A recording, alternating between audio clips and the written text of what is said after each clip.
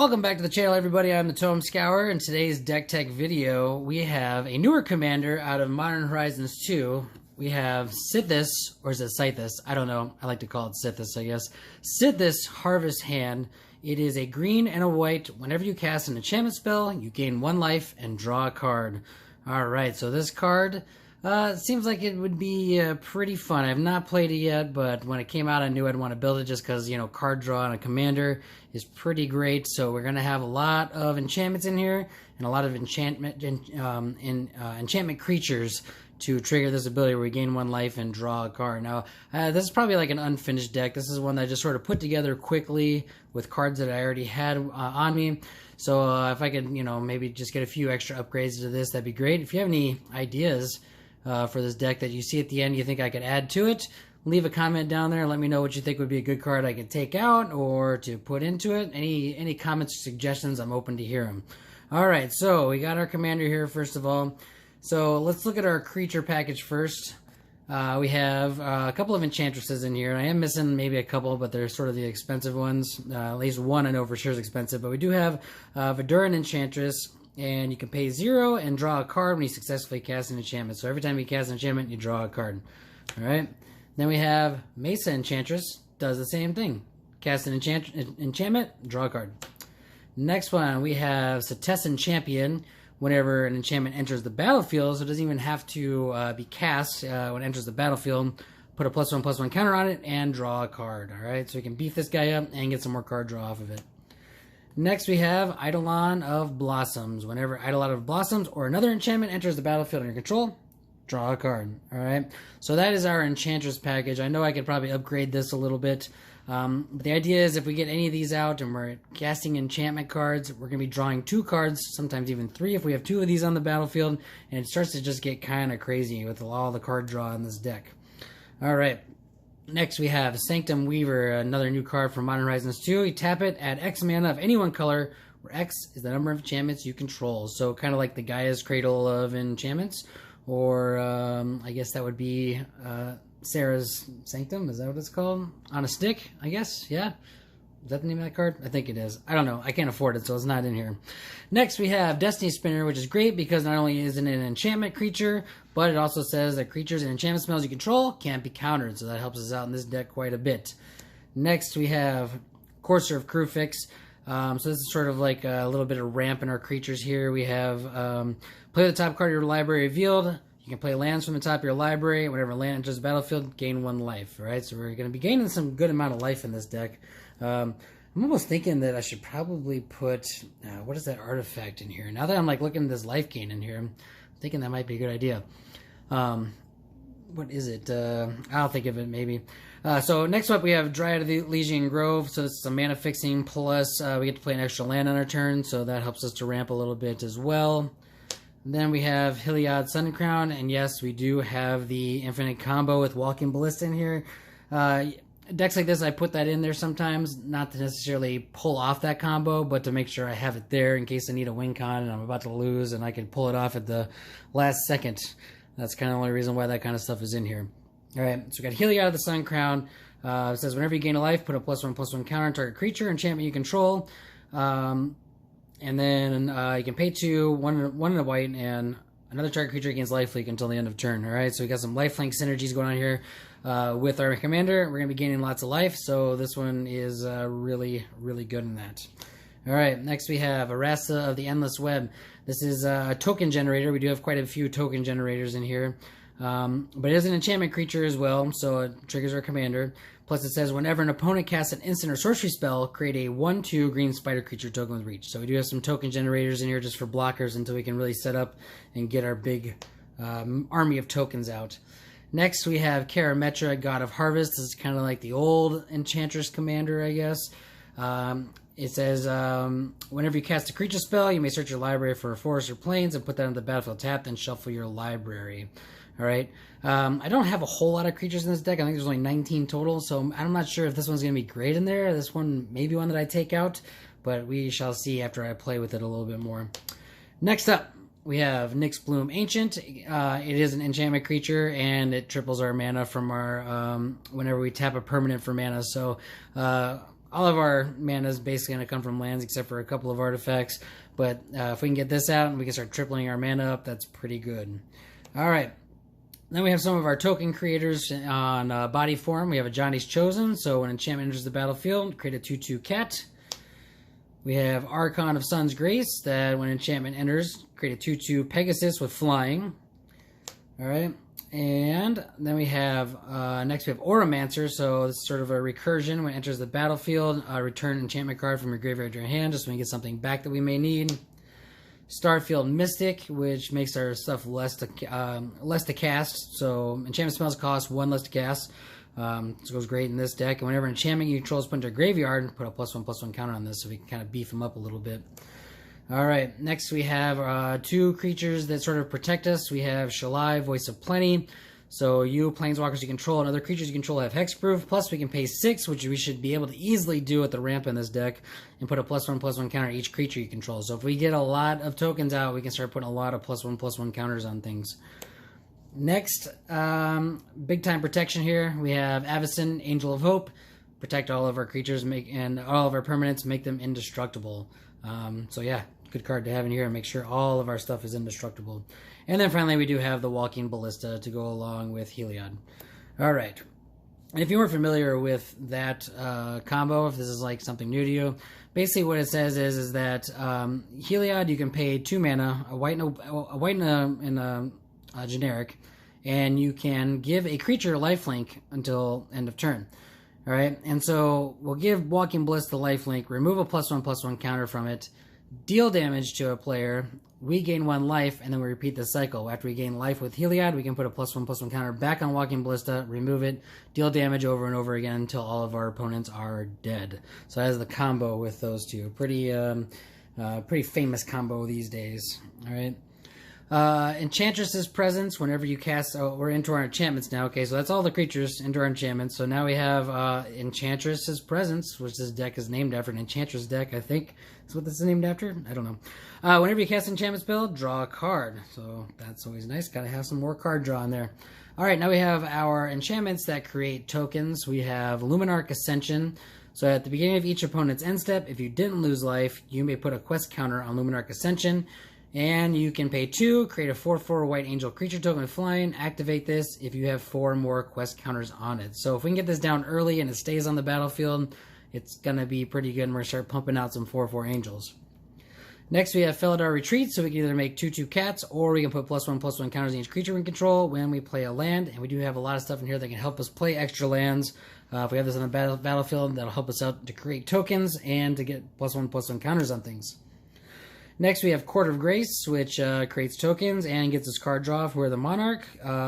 If you're the Monarch, you get to create a 4/4 white angel creature token at the beginning of your upkeep, so that's nice.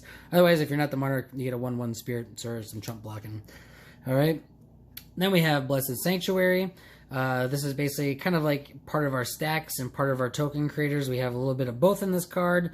Prevents all non-combat damage, and whenever a non-token creature enters the battlefield, create a 2/2 white unicorn. So if we have this out early again, and we start playing a little bit of our creatures that we do have in our deck, we do get to make some 2/2 unicorns. Then we have Sigil of the Empty Throne, and whenever you cast an enchantment, create a 4/4 white angel creature token with flying. Famous card here, been around for a long time.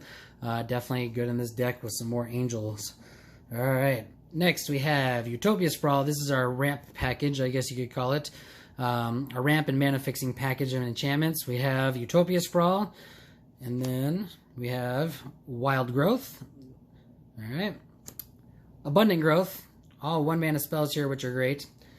Then we have Exploration, so we can play additional lands in each of our turns, which if we're doing a lot of card draw, we're probably going to play a lot of extra lands.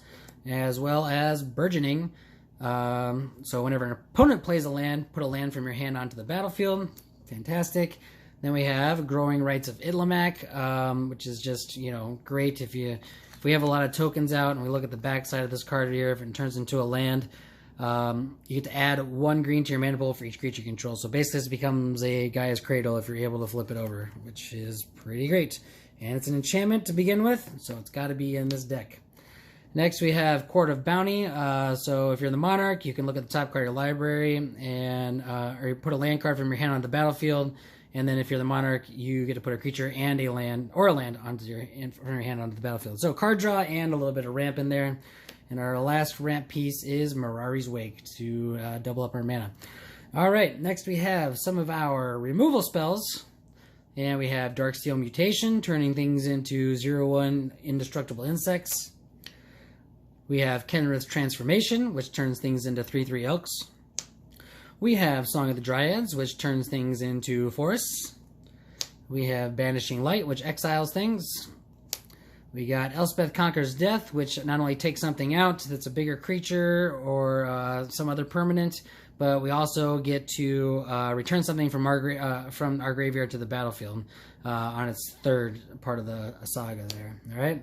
And then we have some buff enchantments. Beastmaster Ascension. So whenever creature you control attacks, put a quest counter on it. As long as Beastmaster Ascension has 7 counters on it, creatures you control get +5/+5. So this is going to be great with all of our tokens.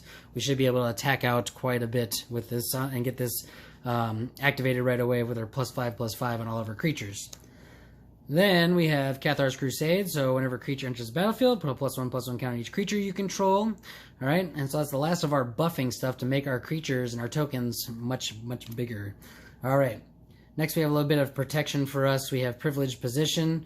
So other permanents you control have hexproof. If you have this and Shalai on the battlefield at the same time, that means everything you have has hexproof, which is pretty cool. All right. Solitary Confinement. Or actually, let me think here. Maybe Shalai doesn't protect enchantments. Let me go back and look at that. You planeswalkers that you control and other creatures. Okay, so no, it doesn't protect. Doesn't protect that. I thought it did for whatever reason, but I was wrong. All right, next, a little bit more protection here. We have Solitary Confinement. You have to skip your draw step, but you have Shroud, and you can prevent all damage that be dealt to you. All right, so this is a little bit of a Stax piece in there as well. And then we have Sterling Grove, so sort of like a mixed bag of stuff here. Other enchantments you control have Shroud, and you can sacrifice this, search your library for enchantment, and put it on top of your library. All right, so protection, and then search out when we need to. There's a fun card, Starfield of Nyx. At the beginning of your upkeep, you may return target enchantment card from your graveyard to the battlefield, so we do have some recursion. But then the fun stuff here, if you control 5 or more enchantments, each non-aura enchantment you control is a creature in addition to its other types, and has base power and toughness equal to its converted mana cost. All right, so if we have a ton of enchantments out, we're going to have a ton of creatures as well. And then if we have, Growing Rites of Illimak flipped, and it's basically the Gaia's Cradle, we're going to be able to make a lot of mana and cast a lot of spells and do a lot of fun things. All right. Next, this is our Stax package here, so it kind of protect us a little bit.